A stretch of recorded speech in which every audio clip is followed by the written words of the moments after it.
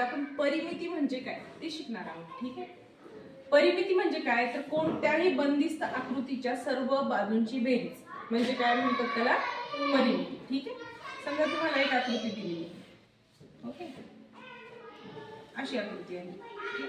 की समजा याची लांबी आहे 20 सेंटीमीटर, या बाजूची लांबी आहे 10 सेंटीमीटर, हिची आहे 7 सेंटीमीटर, हिची आहे 5 सेंटीमीटर आणि हिची पण 5 सेंटीमीटर. आता या आकृतीची जर परिमिती काढा असं विचारलं तर याला काय किती बाजू आहेत 1 2 3 4 5. या पाचही बाजूंची बेरीज लांबीची बेरीज जर केली तर आपल्याला या आकृतीची काय भेटणार आहे परिमिती. ठीक आहे. तर काय येईल हिची परिमिती सांगा बरं. 5 सेंटीमीटर अधिक 7 सेंटीमीटर अधिक 5 सेंटीमीटर अधिक 10 सेंटीमीटर अधिक 20 सेंटीमीटर बरोबर किती येईल सांगा बरं.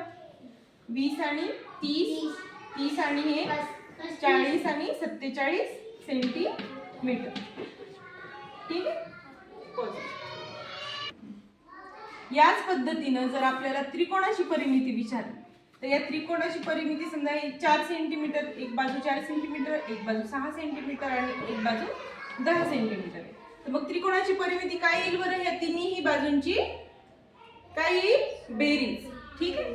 मग आता काय पहिली बाजू किती आहे 4 सेंटीमीटर, दुसरी 6 आणि तिसरी 10 सेंटीमीटर. याची पण काय करायची बेरीज 20 सेंटीमीटर. मग हा त्रिकोण जो आहे त्या त्रिकोणाची परिमिती किती आली 20 सेंटीमीटर.